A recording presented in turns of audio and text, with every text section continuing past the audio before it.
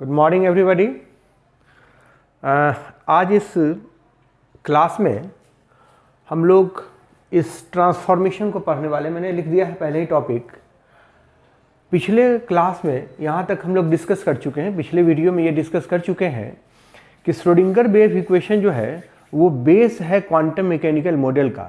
Quantum mechanical model जो हम पढ़ते हैं, जो क्वांटम मैकेनिकल मॉडल दिया गया, वो पूरा का पूरा क्वांटम मैकेनिकल मॉडल बेस्ड है श्रोडिंगर वेव इक्वेशन पर, जिसमें पार्टिकल नेचर और वेव नेचर दोनों को इनकॉर्पोरेट किया गया है। और आपने बहुत सारे डिस्कशंस में ये समझ लिया हुआ है कि कैसे कैसे डेवलपमेंट हुआ है, कैसे कैसे बोर्स मॉडल फेल हुए और ये क्वांटम मैकेनिकल मॉडल आया है एग्जिस्टेंस में।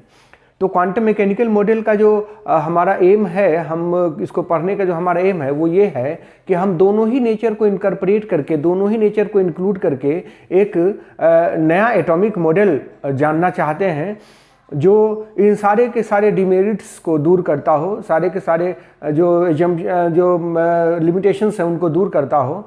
तो उसी के लिए हम लोगों ने क्वांटम मैकेनिकल मॉडल पढ़ना शुरू किया। और क्वांटम मैकेनिकल मॉडल क्या है, क्वांटम मैकेनिक्स का स्टडी कुछ पोस्टुलेट्स पर आधारित है। उनमें से कुछ जो यूजफुल पोस्टुलेट्स हैं जिनकी ज़रूरत आपको है, पोस्टुलेट्स बहुत सारे हैं, उनमें से जो आपके काम का है, जो आपको ज़रूरत है जिसकी, वो पोस्टुलेट्स मैंने डिस्कस किया था पिछले दिनों कि कोई भी जो सिस्टम है, जितने भी सिस्टम होते हैं केमिस्ट्री में, क्वांटम मैकेनिक्स में, उनको हम एक वेल बिहेव्ड वेव फंक्शन से रिप्रेजेंट करते हैं। और वो वेल बिहेव्ड वेव फंक्शन होता है साई। और वो साई जो है वो कोई बहुत बड़ी बात नहीं है, वो एक अल्फ़ाबेट का लेटर है जिसका इस्तेमाल हम किसी सिस्टम को रिप्रेजेंट करने के लिए, किसी सिस्टम को डिनोट करने के लिए करते हैं। तो वो वेल बिहेव्ड वेव फंक्शन होता है। और उस वेल बिहेव्ड वेव फंक्शन का मतलब होता था कि उसका एक फाइनाइट वैल्यू हो, उसका वो नॉर्मलाइज्ड हो, वो उसका एक सिंगल वैल्यू हो, ये सारे कंडीशंस थे। फिर मैंने कहा था कि जितने भी ऑब्जर्वेबल्स हैं, मेजरेबल क्वांटिटीज़ हैं, उनके लिए एक ऑपरेटर होता है। और उस ऑपरेटर से जब हम किसी भी फंक्शन को ऑपरेट करते हैं तो जिस क्वांटिटी के लिए वो ऑपरेटर बना हुआ है, उस क्वांटिटी का मैग्नीट्यूड हमें पता चल जाता है। जैसे अगर कोई ऑपरेटर मोमेंटम का ऑपरेटर है तो हम किसी वेव फंक्शन पे मोमेंटम के ऑपरेटर से ऑपरेट करेंगे तो उस वेव फंक्शन का, उस फंक्शन का मोमेंटम हमें पता चल जाएगा। ठीक वैसे ही अगर कोई ऑपरेटर एनर्जी का ऑपरेटर है तो उस ऑपरेटर से हम अगर ऑपरेट करते हैं उस फंक्शन को तो उसकी एनर्जी पूरी की पूरी पता चल जाएगी। तो ये सारी की सारी बातें हैं और हमें ऑपरेटर का यूज़ करना, ऑपरेटर एक मैथमेटिकल टूल है कैसे, ये सारी के सारी डिटेल में आपको समझा चुका हूँ। और मैंने ये भी समझाया था कि श्रोडिंगर वेव इक्वेशन लिखते कैसे हैं, हैमिल्टोनियन ऑपरेटर कैसे बनाते हैं। और श्रोडिंगर वेव इक्वेशन को हम अगर एक एटम के लिए सॉल्व करना चाहते हैं, खास करके हाइड्रोजन एटम के लिए, तो आप जानते हैं ना कि हाइड्रोजन एटम एक स्फेरिकल शेप का होता है। एटम का कंसेप्ट ही एक वो स्फेरिकल शेप का होता है।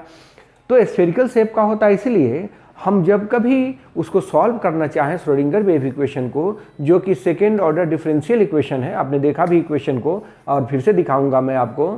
तो जब हम उसको सॉल्व करते हैं तो कार्टेशियन कोऑर्डिनेट, जिसको हम एक्स वाई जेड जो कह रहे हैं, एक्स वाई जेड, जहाँ d2x/dx² वगैरह वगैरह लिया था, उस एक्स वाई जेड के कार्टेशियन कोऑर्डिनेट के टर्म में सॉल्व करने से बेहतर है इसको स्फेरिकल कोऑर्डिनेट में सॉल्व किया जाए।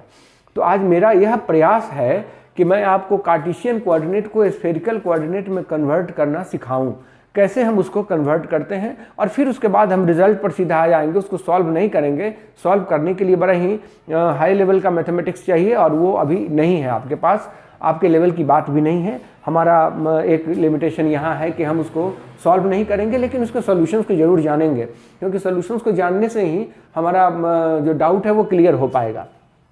तो मेरा यह एक प्रयास है कि हम ट्रांसफॉर्म करना सिखाएं आपको कि कार्टेशियन कोऑर्डिनेट को स्फेरिकल कोऑर्डिनेट में कैसे कन्वर्ट करते हैं। कार्टेशियन कोऑर्डिनेट हुआ एक्स वाई जेड और स्फेरिकल कोऑर्डिनेट हुआ R, theta and phi. R हुआ इसका रेडियल पार्ट, जो देखिए ओरिजिन से ये कोई वेक्टर है तो इसका जो रेडियल पार्ट है, इस ओरिजिन से इसका डिस्टेंस, ये आर कहलाता है रेडियल पार्ट।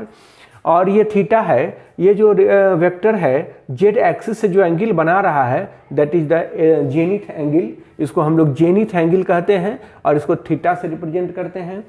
और इसका जो एक शैडो बनेगा, डिप्रेशन बनेगा इस वेक्टर का, ये ओ पी डैश, वो एक्स एक्सिस के साथ जो एंगल बनाएगा देख लीजिए, ये कहलाता है फाई, और फाई को हम लोग एजीमुथल एंगल कहते हैं। तो हमारे पास तीन स्फेरिकल कोऑर्डिनेट हुए, आर, थीटा एंड फाई। इन तीनों का मैंने इसमें दिखाया है आपको रिलेशन। हमको इसी फिगर की मदद से, इसी ग्राफ की मदद से ये कोरिलेट कर लेना है कि x को हम अगर स्फेरिकल कोऑर्डिनेट में बदलेंगे तो क्या होगा, y को स्फेरिकल कोऑर्डिनेट में बदलेंगे तो क्या होगा, z को स्फेरिकल कोऑर्डिनेट में बदलेंगे तो क्या होगा।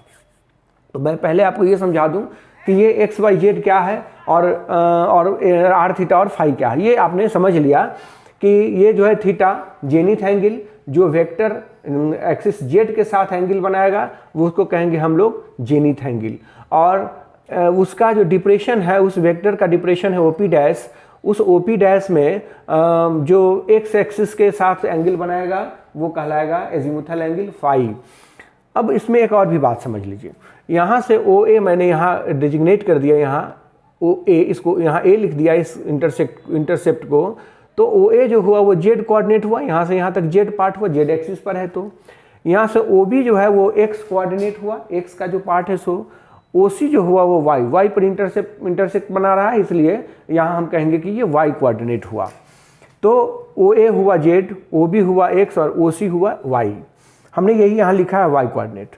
अब जब हम इसका एक शैडो बना रहे हैं, ध्यान दीजिएगा, ये तो 3 डायमेंशनल फिगर है जिसको हमने 2 डायमेंशनल बोर्ड पे बनाया है। आपको एज्यूम करना है कि जब इसका शैडो बनेगा यहाँ, वो कितना बड़ा होगा, निश्चित रूप से ए पी के बराबर होगा। यहाँ से यहाँ तक कितना बड़ा होगा ये शैडो, तो ये जितना लेंथ का है उतना ही बड़ा ये भी होगा। आप समझ रहे हैं कि अगर ये हमारा कोई ये ओ पी है तो इसका जब शैडो बनेगा तो निश्चित रूप से वो कितना बड़ा बनेगा, इतना बड़ा नहीं बनेगा। ये जो डिस्टेंस है उतना बड़ा शैडो बनेगा। तो वही मैं यहाँ दिखाना चाह रहा था फिगर में कि इसका जो शैडो है, सपोज कीजिए कि ये यहाँ से जितना डिस्टेंस होगा इसका शैडो भी उतना ही बड़ा बनेगा। तो वही मैं दिखा रहा हूँ कि ये शैडो जो है ओ पी डैश वो ए पी के बराबर है। ठीक है, अब जरा समझिए कि इसमें ट्रायंगल ओ ए पी की बात हम करते हैं। ओ ए पी मतलब ए यहाँ है, मैंने यहाँ दिखाया है सुविधा के लिए, ओ ए यहाँ है। तो ओ ए पी में एंगल ए जो है वो ये 90 डिग्री है, ये राइट एंगल ट्रायंगल है। तो यहाँ 90 डिग्री का एंगल है, तो हम इसमें ओ ए बाई ओ पी लिख रहे हैं, ओ ए बाई ओ पी। तो ये इस एंगल के लिए बेस हो गया, base by hypotenuse. Base by hypotenuse cos theta के बराबर होगा। आप सभी लोग ट्रिग्नोमेट्री से जानते हैं। तो ओ ए जो है वो जेड कोऑर्डिनेट है तो हमने जेड लिखा है, और ये ओ पी जो है वो आर है तो हमने आर लिखा है। तो जेड का वैल्यू हो गया आर कॉस थीटा। मतलब जो कोऑर्डिनेट कार्टेशियन कोऑर्डिनेट है जेड, उसको अगर हम स्फेरिकल कोऑर्डिनेट में बदलेंगे तो आएगा आर कॉस थीटा। ये आर कॉस थीटा हमें मिला। ठीक वैसे ही हमको तो ये भी दिखाना है ना कि ये ए पी जो है वो ओ पी डैश के बराबर है, तो ए पी निकाल लें। तो A P by O P अगर निकालते हैं आप, A P by O P, तो वो साइन थीटा के बराबर होगा। ए पी जो है वो इसके लिए परपेंडिकुलर हो गया, परपेंडिकुलर बाई हाइपोटेनस। तो परपेंडिकुलर बाई हाइपोटेनस जो है वो साइन थीटा के बराबर होता है, तो साइन थीटा मैंने लिखा। तो ए पी हो गया R sine theta, A P हो गया आर साइन थीटा, इसका मतलब ओ पी डैश भी हो गया आर साइन थीटा। ये भी आर साइन थीटा मैंने यहाँ लिख भी दिया है, ये भी आर साइन थीटा हो गया। अब हम triangle O B P dash, देखिए ओ बी पी डैश, जिसमें एंगल ये जो बी है ये राइट एंगल होगा, निश्चित रूप से 90 डिग्री का एंगल होगा। ये 3 डायमेंशनल को हमने 2 डायमेंशनल में दिखाया इसलिए टेढ़ा मेढ़ा दिख रहा है आपको, लेकिन ये राइट एंगल होगा। और हम इस ट्रायंगल में ओ पी बी में देखना चाहते हैं कि O B by O P dash, O B by O P dash. तो ओ बी जो हुआ ये तो हो गया बेस बाई हाइपोटेनस, फिर से कॉस फाई, क्योंकि ये एंगल जो है वो फाई है तो कॉस फाई हो गया। ओ बी जो है वो तो एक्स कोऑर्डिनेट है, मैंने पहले भी बताया आपको कि ओ बी जो है वो एक्स कोऑर्डिनेट है, और ओ पी डैश हम लोग पहले निकाल चुके हैं आर साइन थीटा। तो एक्स जो होगा एक्स, इससे R sine theta cos phi हो जाएगा, इसको इक्वेशन 4 मान लिया है। ठीक वैसे ही अगर हमको ओ सी निकालना है तो ये जो ओ सी है वो निश्चित रूप से बी पी डैश के बराबर होगा। ये फिर से मैं कहना चाह रहा हूँ कि ये 3 डायमेंशनल फिगर को हमने 2 डायमेंशनल बोर्ड पे दिखाया इसलिए ऐसा दिख रहा है, लेकिन होगा ये बी पी डैश OC के बराबर। जब आप बहुत सारा पेन या आलू में लकड़ी लगाकर कोई भी एक छोटा सा स्टिक लेकर और आलू में लगा के 3 डायमेंशनल और एक वेक्टर लेके देखिएगा तो निश्चित रूप से ये बात आ जाएगी, समझ में तुरंत आ जाएगी, क्योंकि वहाँ हम 3 डायमेंशनल को विजुअलाइज कर पाएंगे और यहाँ हम 3 डायमेंशनल को 2 डायमेंशनल बोर्ड पे विजुअलाइज कराना चाह रहे हैं, इसलिए हमें परेशानी है। लेकिन आप समझ रहे हैं BP डैश जो होगा वो OC के बराबर होगा। तो BP dash by OP dash, BP dash by OP dash ये हो गया परपेंडिकुलर बाई हाइपोटेनस। तब परपेंडिकुलर बाई हाइपोटेनस जो होता है वो साइन फाई के बराबर होता है। तो BP डैश जो है r sine theta sine phi और BP डैश जो है वो OC और y के बराबर है, तो y हो गया r sine theta sine phi. तो हमें तीनों कोऑर्डिनेट का पता चल गया कि जो तीनों कार्टेशियन कोऑर्डिनेट है x, y और z, हम तीनों को अगर कन्वर्ट करना चाहते हैं पोलर कोऑर्डिनेट में तो हमें क्या मिलेंगे।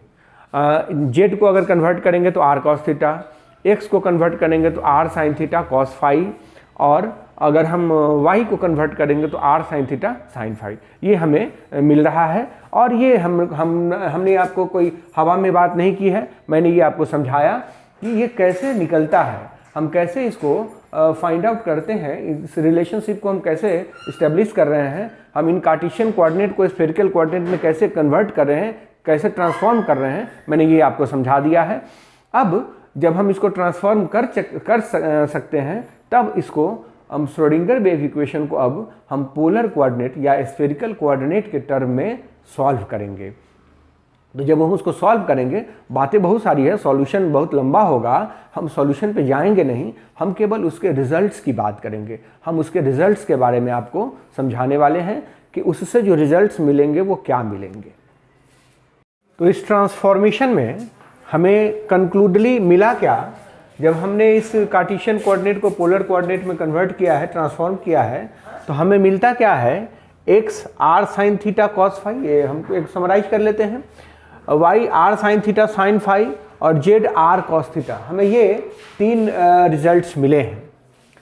श्रोडिंगर वेव इक्वेशन को एक बार फिर से देख लीजिए आप, h psi is equal to E psi है, जिसमें h जो हैमिल्टोनियन ऑपरेटर है, बनाया भी था पिछले क्लास में, minus H square by 8 pi square M d2 by D X square d2 by D square plus d2 by D Z square plus भी ये पोटेंशियल एनर्जी का ऑपरेटर है, psi is equal to E psi. अब इस equation को, Schrodinger wave equation को जब हम उस स्फेरिकल कोऑर्डिनेट में सॉल्व करते हैं तो हमें बहुत सारे रिजल्ट्स मिलते हैं।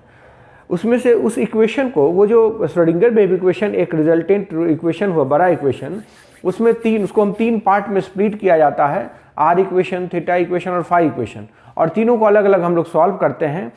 तो हम इस तीनों को, इस इक्वेशन को 3 पार्ट में तोड़ेंगे, R equation, theta equation, phi equation, मतलब कि ये केवल आर पे डिपेंड करेगा, थीटा इक्वेशन केवल थीटा पे डिपेंड करेगा, फाई इक्वेशन केवल फाई पे डिपेंड करेगा, और इन सब को सॉल्व करते हैं। हम एक आर इक्वेशन के सॉल्यूशन को कुछ दिखाना चाहें, 1-2 सॉल्यूशन को, सॉल्यूशन बहुत सारे होंगे, 1-2 सॉल्यूशन को दिखाना चाह रहे हैं। हम एक आर इक्वेशन के सॉल्यूशन को दिखा रहे हैं, साई 1 0 0, ये बाद में चल के हम आपको समझाएंगे कि ये 1s ऑर्बिटल्स हो जाएंगे, 1 0 0 1 by root under root pi E to the power -r/2, ये इक्वेशंस हमने लिखा।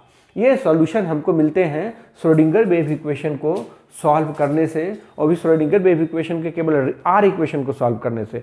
थीटा और फाई को सॉल्व अभी नहीं किया है, अभी केवल हम एक आपको दिखाना चाहते हैं कि इसके सॉल्यूशन से जो बातें मिलती हैं हम उसको कैसे इंटरप्रेट करते हैं, इसलिए मैंने ये इक्वेशन लिखा है।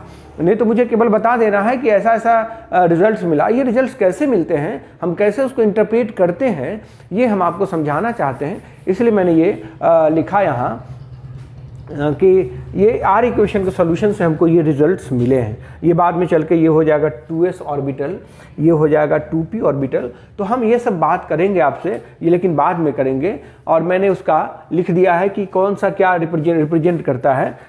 नॉर्मलाइजेशन कांस्टेंट है ये, कि कहा भी था शुरू में कि जो वेव फंक्शन होने चाहिए वो नॉर्मलाइज्ड होने चाहिए, तो अगर वो नॉर्मलाइज्ड नहीं है तो हम एक कांस्टेंट से गुना करते हैं ताकि वो नॉर्मलाइज्ड हो जाए, और उस कांस्टेंट को हम कहते हैं नॉर्मलाइजेशन कांस्टेंट। तो हम इसको नॉर्मलाइज करने के लिए इस कांस्टेंट से गुना किए हैं, तो 1/√π जो है वो नॉर्मलाइजेशन कांस्टेंट है, 1/√32π ये नॉर्मलाइजेशन कांस्टेंट, 1/√32π ये नॉर्मलाइजेशन कांस्टेंट है। और इसका बहुत बड़ा यूज़ है, हम बाद में जब इसको प्लॉट करेंगे एटॉमिक ऑर्बिटल्स को तो ये बड़ा हेल्पफुल होगा और आपको समझाने में बड़ा मदद करेगा, आप इसको बहुत अच्छे से समझ पाएंगे। ये श्रोडिंगर वेव इक्वेशन का कुछ सॉल्यूशंस मैंने आपको दिखाए हैं। श्रोडिंगर वेव इक्वेशन से हमें कुछ मिलते हैं, उनके सॉल्यूशन से क्या क्या मिलते हैं ये समझना है। फाइंडिंग्स या यूं कहिए outcomes of the Schrodinger wave equation. Schrodinger wave equation का आउटकम हम जानना चाहते हैं, उससे मिलता क्या है, उसके फाइंडिंग्स क्या क्या हैं, हम ये जानना चाहते हैं। श्रोडिंगर वेव इक्वेशन के फाइंडिंग्स, आउटकम्स। सबसे पहला है क्वांटम नंबर। सबसे पहला है क्वांटम नंबर। तो हमें समझना होगा कि ये क्वांटम नंबर है क्या।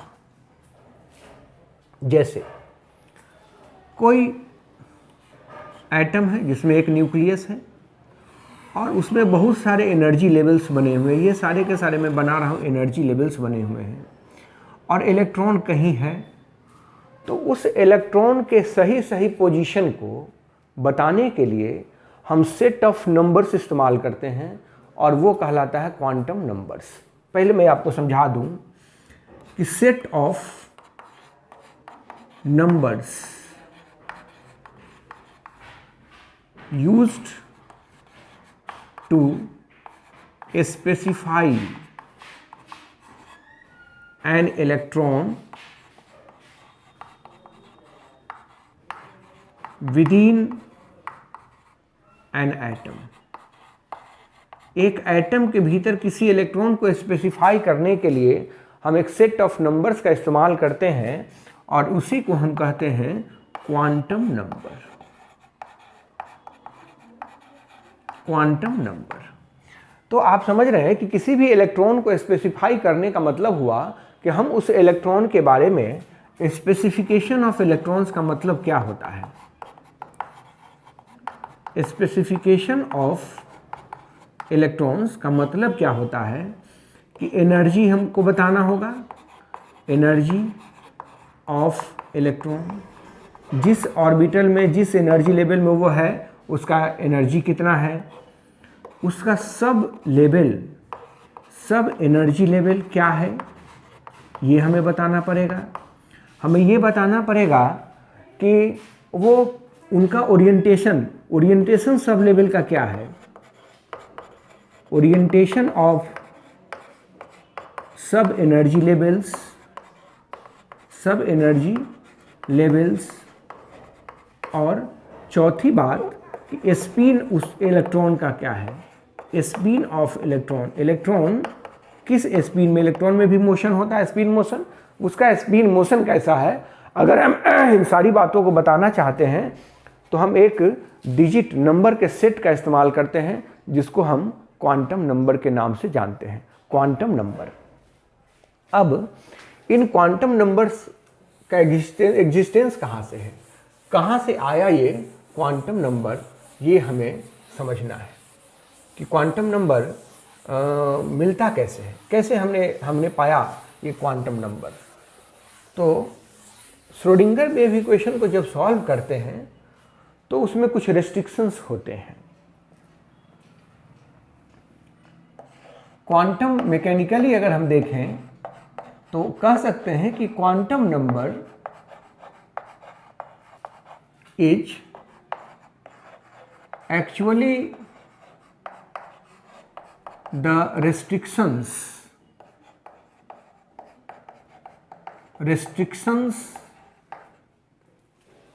while solving the Schrödinger wave equation। Schrödinger wave equation जब हम श्रोडिंगर वेव इक्वेशन को सॉल्व करते हैं तो उसमें कुछ रेस्ट्रिक्शंस लगाने होते हैं, कुछ रेस्ट्रिक्शंस होते हैं कि ये वैल्यू होगा, ये वैल्यू नहीं होगा। असल में क्वांटम नंबर वही रेस्ट्रिक्शंस हैं। जब आप सॉल्व करेंगे, जब हायर क्लास में जाएंगे और श्रोडिंगर वेव इक्वेशन को सॉल्व करेंगे तो ये क्वांटम नंबर अपने आप वहाँ आएंगे, इनके बिना आप इक्वेशन को सॉल्व भी नहीं कर पाएंगे। बाद में चल के इनको क्वांटम नंबर कहा गया। Solution of Schrodinger wave equation, solution of Schrödinger wave equation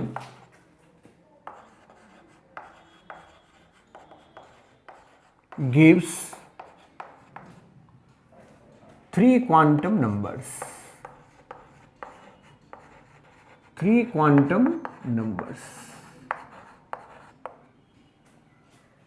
और वे तीनों क्वांटम नंबर्स हैं principal quantum number, principal quantum number,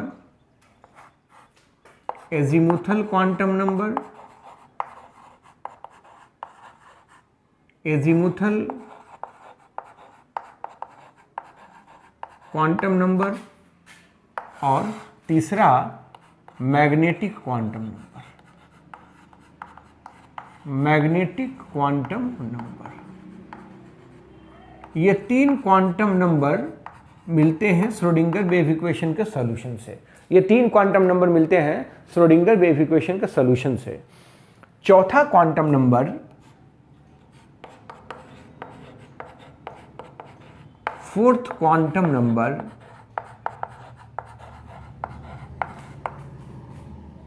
से spin quantum number, spin quantum number was introduced later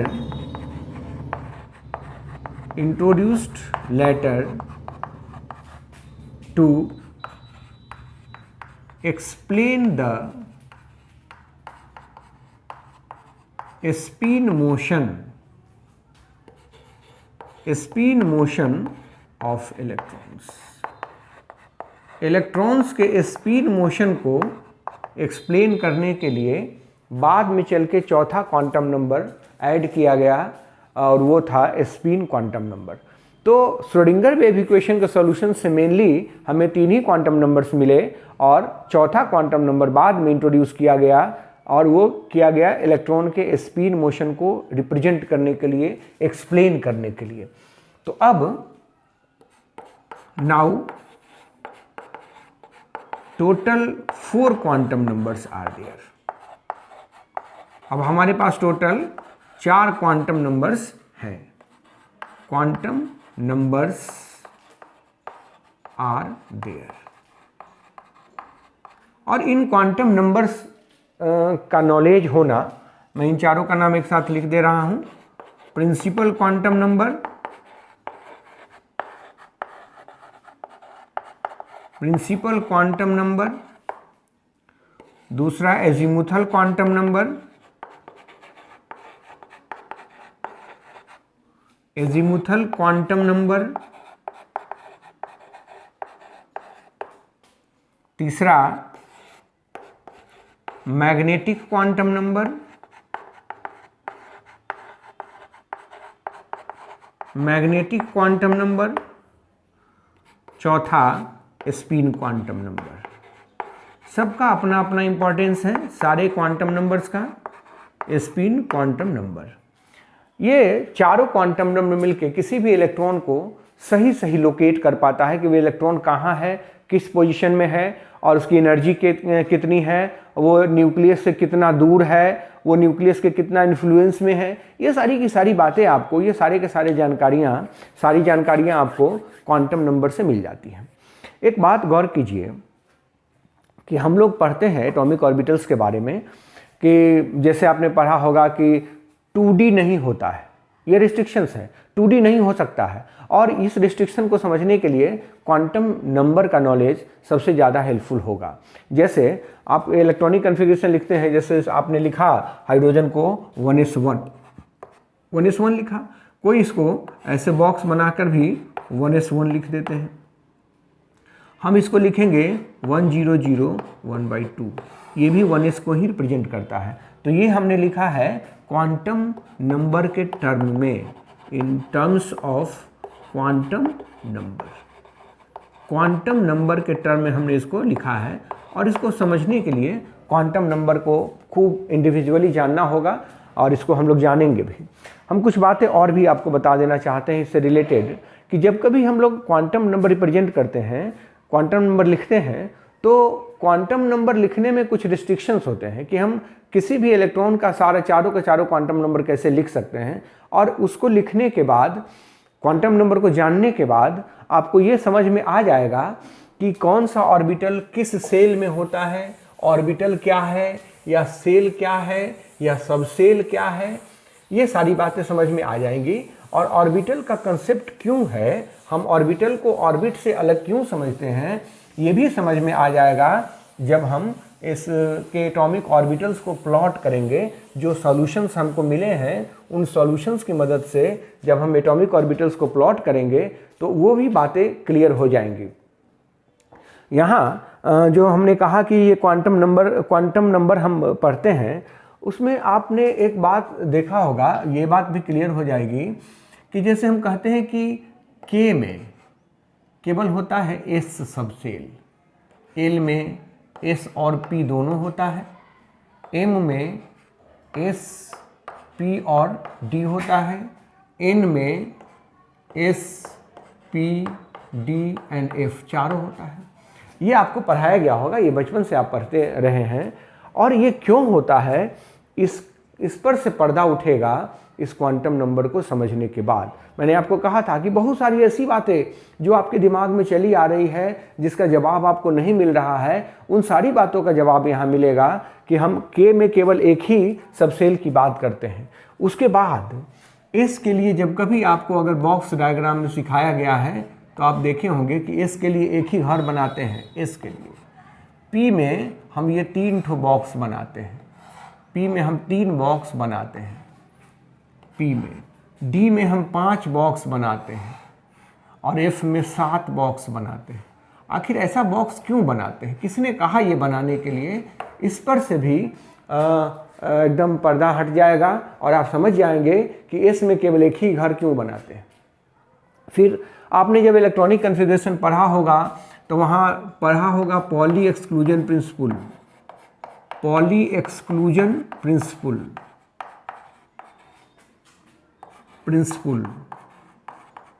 या हुंड्स रूल। ये सब क्यों होते हैं, हुंड्स रूल ये कहाँ से आते हैं, इसका भी एक्सप्लेनेशन आपको मिल जाएगा। यहाँ तक आपको समझ में आ जाएगा कि किसी एक बॉक्स में 2 ही इलेक्ट्रॉन रख सकते हैं, 2 से ज़्यादा नहीं रख सकते हैं, और दोनों का स्पिन अपोजिट होगा। हम ये कर सकते हैं लेकिन हम ऐसा नहीं कर सकते हैं। कहता है कि ये कभी नहीं होगा, या ये भी कभी नहीं होगा कि एक बॉक्स में 3 इलेक्ट्रॉन हो। ये नहीं हो सकता है, ये नहीं हो सकता है, ये हो सकता है। तो ये सारी की सारी बातें जो आपको समझाई जाती थी कि आप ये याद रखिए कि ऐसा होता है और कुछ नहीं होता है, तो उस पर से भी आप उसको भी समझ जाएंगे, उसमें भी कोई डाउट नहीं रहेगा। वो जो लगता था कि ये बहुत ही मुश्किल चीज़ है, इसको समझना बड़ा कठिन है, ये नहीं समझ में आ रहा है, केवल याद कर लेते थे, उन सब सारी बातों को आप समझ जाएंगे जब क्वांटम नंबर समझेंगे तब। क्वांटम नंबर या क्वांटम मैकेनिक्स जो है ये अभी के समय के लिए, अभी इससे भी रिसेंट मॉडल आ गया है, लेकिन अभी के लिए बड़ा ही एप्रोप्रिएट, बड़ा ही फ्रूटफुल, बड़ा ही इम्पोर्टेंट और बड़ा इम्प्रेसिव ये एटॉमिक मॉडल है, जो बहुत सारी बातों को एक्सप्लेन करता है। और जब आप क्वांटम मैकेनिक्स का नॉलेज बहुत कुछ रख लेते हैं, बहुत कुछ पा लेते हैं, क्वांटम मैकेनिक्स को समझ जाते हैं, तो बड़ा ही आपको लगेगा कि ये एटॉमिक ऑर्बिटल्स या एटम्स या मॉलिक्यूल्स को समझना कितना आसान हो गया। खास करके जब आप बॉन्डिंग को एक्सप्लेन करने चलेंगे या ऑर्गेनिक केमिस्ट्री पढ़ने चलेंगे, रिएक्शन मैकेनिज्म को समझना चाहेंगे, उन सभी केसेस में आपको क्वांटम मैकेनिक्स का नॉलेज सबसे ज़्यादा हेल्पफुल होगा। और हम जब इलेक्ट्रॉनिक कॉन्फ़िगरेशन लिखना सीख जाते हैं, फिर पीरियोडिक क्लासिफिकेशन, जब इसके बाद वाला हम चैप्टर जब डिस्कस करेंगे पीरियोडिक क्लासिफिकेशन ऑफ एलिमेंट, तो वहाँ इसी का ही यूज करना है, केवल और केवल क्वांटम मैकेनिक्स का ही यूज करना है, उसका जस्ट एप्लीकेशन होता है। केमिकल बॉन्डिंग एक चैप्टर आता है बड़ा ही इंपॉर्टेंट, और कॉम्पिटिटिव पॉइंट ऑफ व्यू से भी और नॉलेज के पॉइंट ऑफ व्यू से भी। अगर आप बॉन्डिंग नहीं समझते हैं तो कुछ नहीं समझते हैं केमिस्ट्री में। तो केमिकल बॉन्डिंग भी जो है वह एक इसका एक एक्सटेंशन समझिए, एक क्वांटम मैकेनिक्स का एप्लीकेशन है। तो मैंने शुरू में भी कहा था कि क्वांटम मैकेनिक्स अगर पढ़ते हैं तो क्वांटम मैकेनिक्स जो है वो आपके केमिस्ट्री के हर एक क्षेत्र में, हर एक चैप्टर में ये एप्लीकेबल होता है, और बहुत सटीक जानकारी आपको देगा, बड़ा सटीक एक्सप्लेनेशन देगा, और आप उसको खुद से सोच सकते हैं, आप खुद से एनालाइज एक्सप्लेन करने लायक बन सकते हैं। याद करने की ज़रूरत नहीं पड़ेगी, आप उसको खुद से एक्सप्लेन कर सकते हैं, क्योंकि सवाल क्या आएंगे ये हम नहीं जानते हैं। सवाल कैसे आएंगे, किस टॉपिक से आएंगे, ये भी हम नहीं जानते हैं। तो हम उन टॉपिक्स के, सारे टॉपिक्स का कंसेप्ट अगर दिमाग में डेवलप कर लेते हैं अपने अंदर, तो हम उसको एक्सप्लेन कर सकते हैं, एनालाइज कर सकते हैं। और कॉम्पिटिटिव एग्ज़ाम्स में एनालिटिकल माइंड ही ढूंढता है। एनालिटिकल माइंड जितना ज़्यादा होगा, जितना शार्पनेस होगा आप में, जितना आप सोच सकते हैं, उतना आप सफल होने की संभावना आपको अधिक होगी। तो उस केस में हमें सब चीज़ का कंसेप्ट डेवलप करना है कि ऐसा क्यों होता है। अगर क्यों होता हम समझ गए, होता है ये तो ठीक है, होता है तो हम अगर केवल एक क्वेश्चन के बारे में जानेंगे, लेकिन क्यों होता है अगर ये समझ ले तो उससे रिलेटेड जितने भी सवाल आएंगे हम उसको एक्सप्लेन कर सकते हैं, और अगर कहीं कोई एक्सेप्शन है तो वो भी हम एक्सप्लेन कर सकेंगे।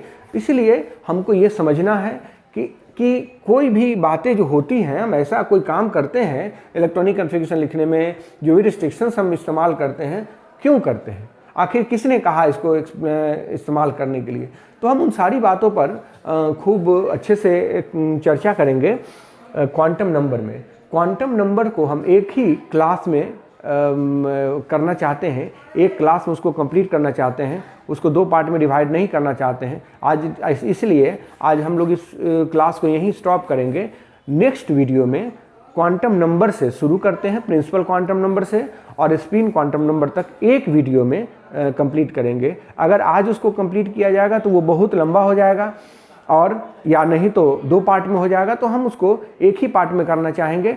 तो नेक्स्ट वीडियो में आपको मिलेगा क्वांटम नंबर्स और उससे रिलेटेड सारी की सारी जानकारियाँ, और हम एक नए कंसेप्ट के बारे में समझेंगे, नई बात सीखेंगे, और बहुत सारे डाउट्स जो होंगे वो अपने आप क्लियर हो जाएंगे, आप उसको समझने लगेंगे, बड़ा ही कंफर्टेबल फील करेंगे।